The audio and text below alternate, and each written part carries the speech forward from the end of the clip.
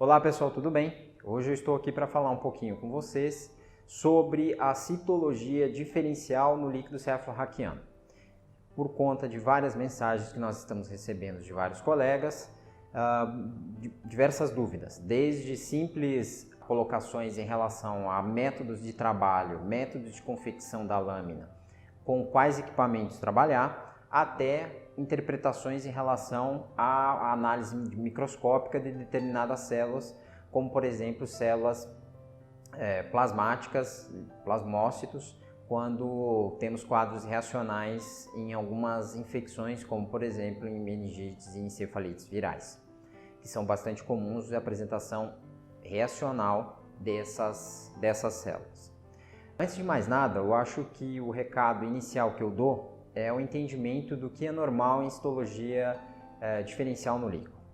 Nós temos hoje uma padronização internacional onde o predomínio de linfócitos entre 70% e 90% e monócitos entre 10% e 30%, o valor de referência nessa padronização. A partir dessas alterações, tanto absolutas como relativas na citologia, nós temos alguma pista a qual o médico colheu o líquor e ele necessita, dentro da composição do laudo do líquor, a ferramenta necessária para o apoio diagnóstico.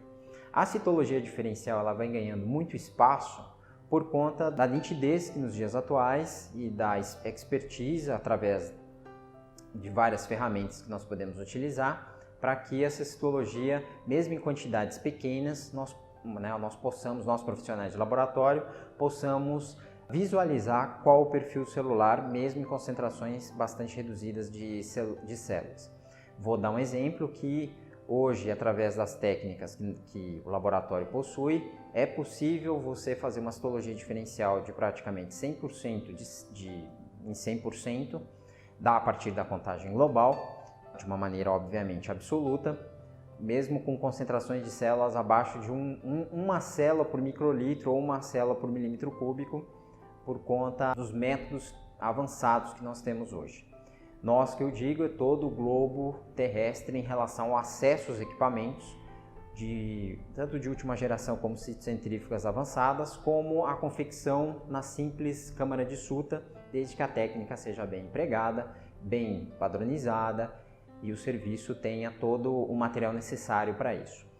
Entretanto, nós sabemos que muitos colegas trabalham em laboratórios pequenos, e onde nós temos uma boa parte dessas dúvidas, é como trabalhar num laboratório onde não tem a câmara de Suta e não tem a citocentrífuga. Isso é provavelmente uma dor geral, nacional e internacional, por conta das dificuldades de cada empresa, de cada laboratório, de cada serviço, público, privados e o foco do laboratório. Como eu já disse em outros vídeos, nós temos uma subutilização do aproveitamento de apoio diagnóstico no líquor, até mesmo pelo um desconhecimento em relação aos diversos exames que nós temos à disposição e, obviamente, que o laboratório, para ter esse nível intermediário avançado, é necessário um conhecimento bastante robusto para que possa estar discutindo com o médico de uma maneira multidisciplinar o apoio diagnóstico. Muitas vezes, mesmo quando ele suspeita de uma determinada patologia sugerida pelo radiologista na imagem ou pela anamnese clínica, quando chega no laboratório, muitas vezes nós nos deparamos com outro cenário na qual ele não estava pensando. E a citologia diferencial hoje é um ponto bastante importante na composição do laudo para que se chegue nesse entendimento e discussão multidisciplinar em relação aos casos clínicos. Então, inicialmente, como eu já falei, o entendimento do básico, do normal, para que nós possamos avançar no normal, é necessário. A partir do entendimento do que é normal, nós temos uma padronização em relação a demais células. Obviamente que as células que circulam no líquor ou elas infiltram a partir do sangue no líquor de uma maneira por um gatilho ou uma infecção ou uma inflamação, são similares às células sanguíneas de defesa e algumas são diferenciadas em relação ao líquor, como por exemplo a presença de macrófagos ou alguns com hemosiderina, hematoidina, dependendo da situação e do caso clínico, que podem estar aparecendo do que não acontece no sangue. Já para a pesquisa de células neoplásicas, em outro vídeo eu vou estar passando para vocês alguns pontos importantes na minha experiência pessoal de 20 anos,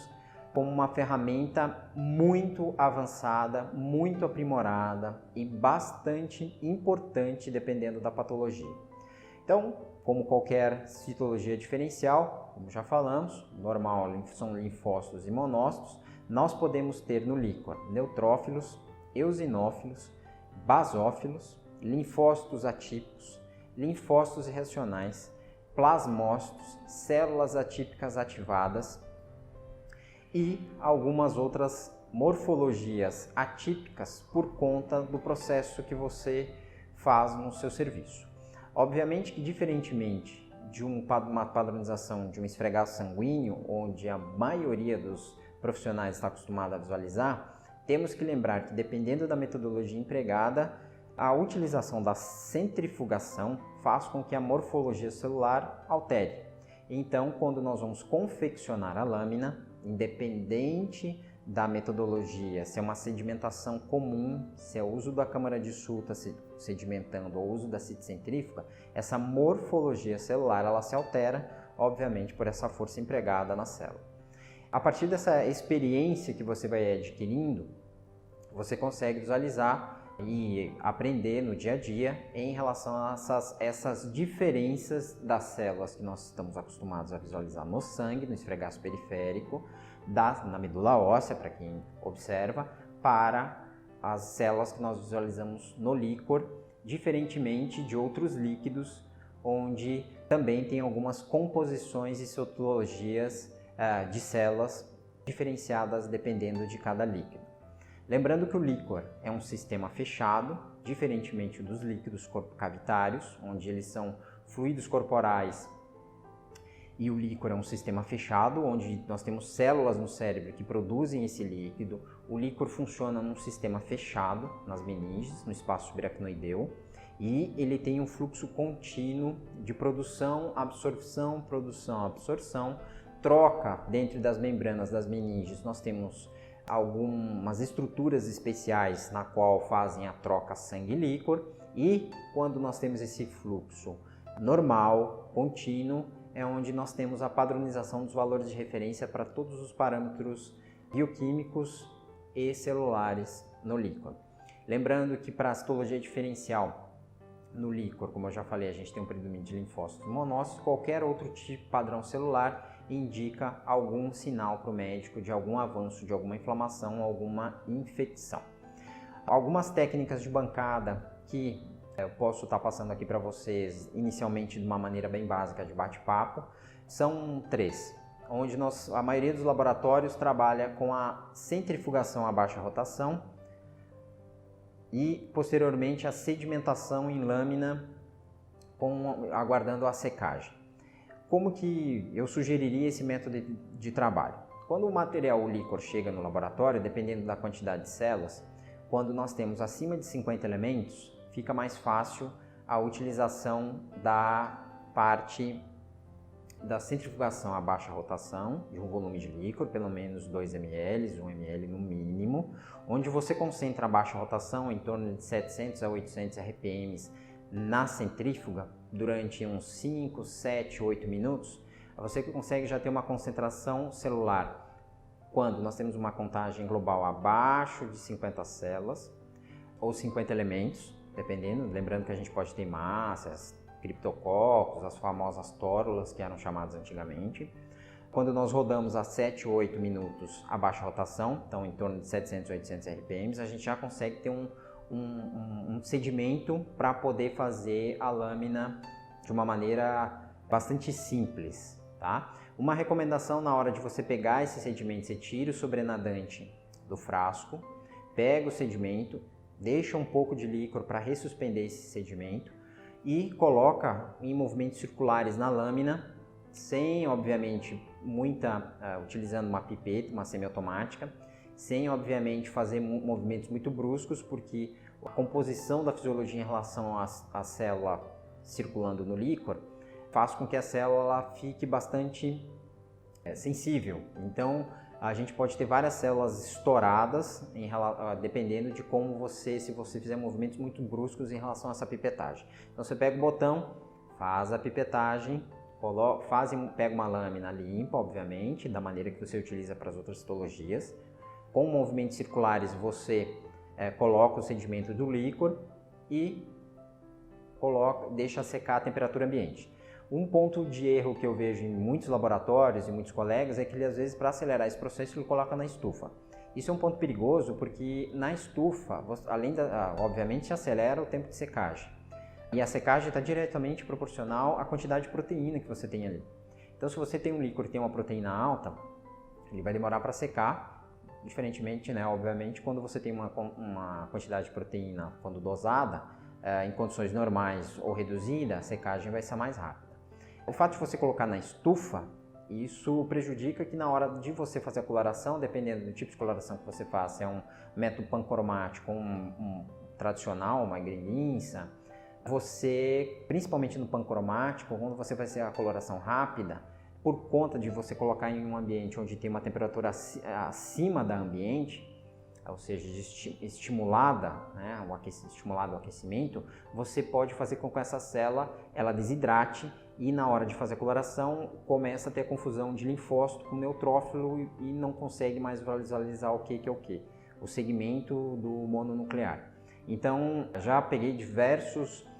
laboratórios, vamos dizer assim, procedendo nessa técnica, nos comentavam, puxa, a gente não está batendo com o diagnóstico, está vindo diferente. Não, o que está acontecendo? É justamente nesse pequeno detalhe básico de bancada que acontece essa falha. Só que essa falha ela compromete muito porque o direcionamento para linfócito, para neutrófilo tem outro campo, são campos completamente diferentes e isso tem que ficar bem determinado, essa padronização no laboratório. Então você deixa lá um ponto interessante que eu dou de dica aqui, se você utilizar algumas padronizações, aí tem várias técnicas para você estar utilizando, mas você pode utilizar a albumina, essa que muitos laboratórios utilizam para fazer grupo sanguíneo, você pode colocar ali uma gotinha para que a aderência na lâmina da célula fique de uma maneira melhor, ela consegue fixar melhor e na hora de você fazer a coloração, ela diminui as chances de se desprender da lâmina e ficar com poucas células para visualização. Essa maneira é bastante básica, eu até comento bastante isso no meu livro, tem um capítulo dedicado a isso no meu livro, mas é onde a maioria dos laboratórios peca em relação à citologia diferencial. Já para quem tem a câmara de Sutter, já está acostumado, é um equipamento bastante singelo, onde hoje existem vários fabricantes, mas a minha dica especial vai em relação ao papel filtro. Você tem que ter um elemento que faça o corte exatamente proporcional ao tamanho interno do cilindro da câmara de Sutter, para que esse líquido, quando você coloque na sedimentação, o líquor, quando você coloca na sedimentação da câmara de Sutter, está armado o papel filtro com a lâmina, não extravase e você perca esse material. Já para a citocentrífuga é muito prático, muito rápido e a parte visual fica tão boa, obviamente, quanto uma câmara de Sutter, mas muito acima a qualidade quando utilizamos essa primeira técnica, como eu comentei com vocês, de sedimentação normal. Você consegue tratar o líquor já de uma maneira já de intermediário para avançado, onde os laboratórios de referência no mundo trabalham, e aí a gente começa a pensar em outras categorias de avaliação celular, como por exemplo a pesquisa de célula neoplásica para tumores tanto hematológicos como não hematológicos, em um serviço avançado de líquor. Portanto, algumas dúvidas que eu tinha para falar sobre bate-papo seriam essas. Quero deixar aqui minha mensagem para vocês divulgarem o canal. A gente está aqui semanalmente para que possamos passar o maior número de informações possíveis, tanto para análise e interpretação multidisciplinar do líquido cefalorraquiano, e que essa informação chegue o mais longe possível com vários colegas, para nós virarmos referência quando eu digo Brasil, referência na padronização da análise do líquido cefalorraquiano. Quero deixar o meu muito obrigado, agradeço a audiência de vocês e até a próxima.